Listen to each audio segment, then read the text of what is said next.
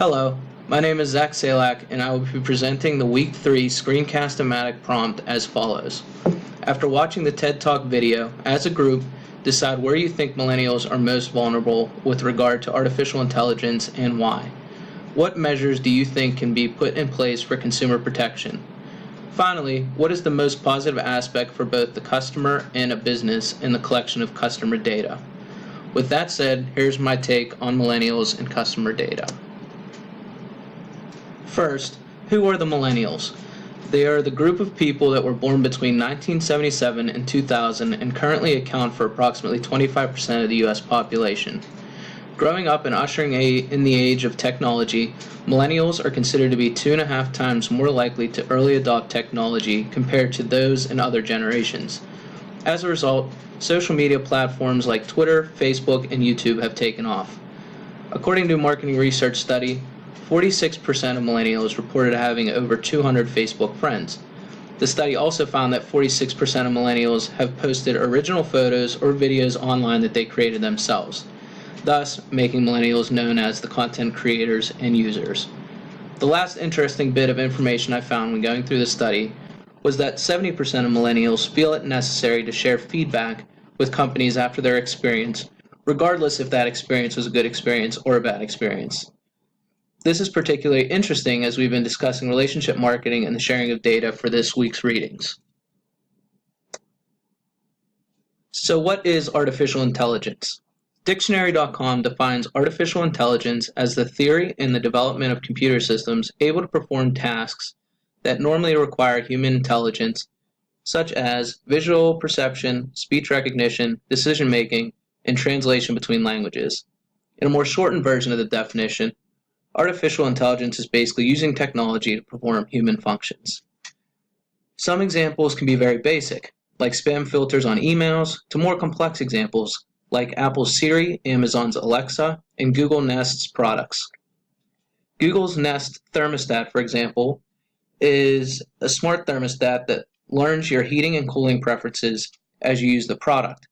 As it collects data, the Nest is able to determine the patterns in which you heat and cool your house.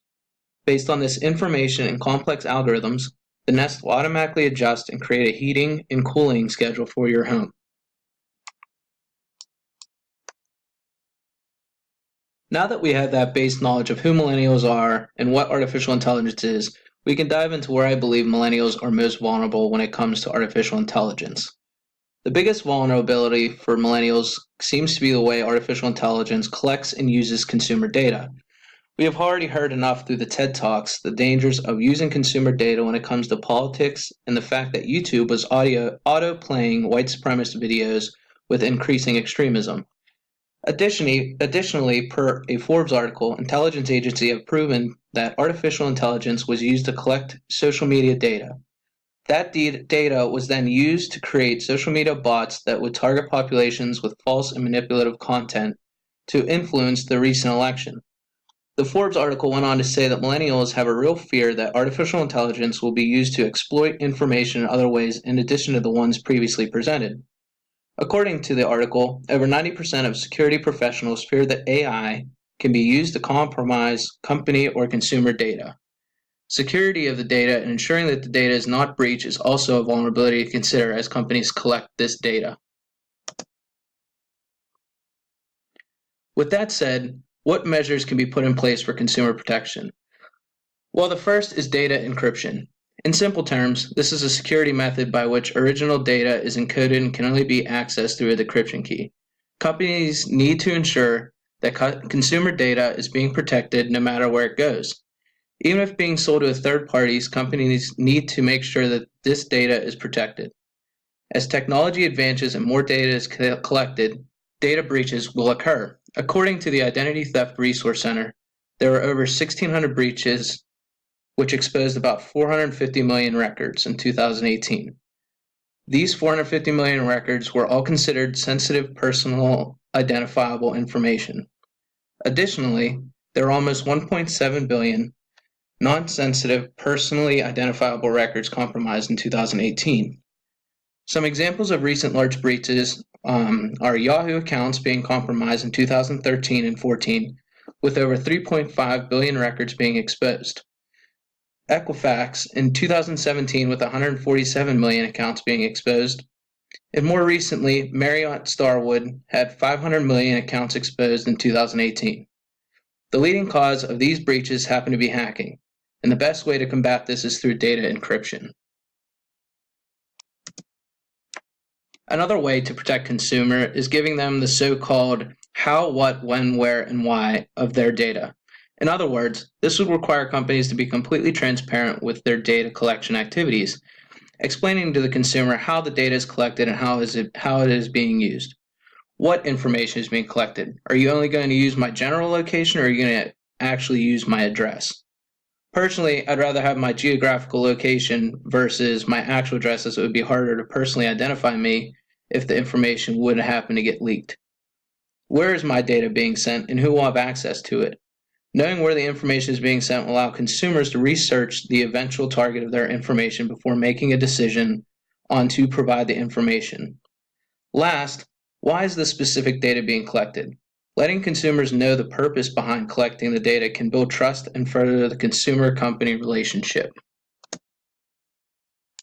The final measure to protect consumers is what I'm calling customization. Basically allowing the consumer to customize what data is being shared and when it is being shared would go a long way in protecting consumers. Companies could create lists of the data they are collecting and allow the consumer to toggle a switch on or off to allow the company to collect that data. Next to the items being collected, they could have an icon that links to the how, what, when, where, and why the data is being collected. One particular example I can think of related to this is location service settings on the iPhone. Consumers can determine what applications can have access to the consumer's location when using them on the phone.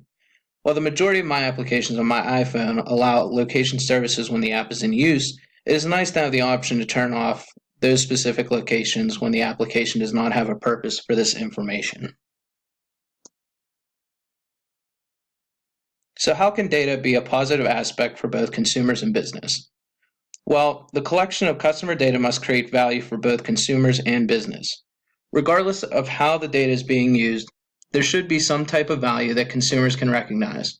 One example was presented in this week's readings where Mint sells data, specifically their foreign transaction fee data. Mint will flag their users with foreign transaction fees and refer them to credit card companies that do not have these fees with their card.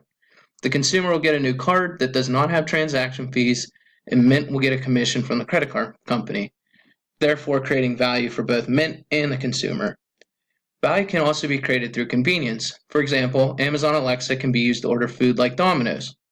Once you create an order, you can ask Alexa to order that pizza again and can even ask Alexa to track the order. So some takeaways. According to a recent Forbes article, millennials are now the largest consumer group in addition to the largest working class. It is important for today's companies to pay attention to their needs.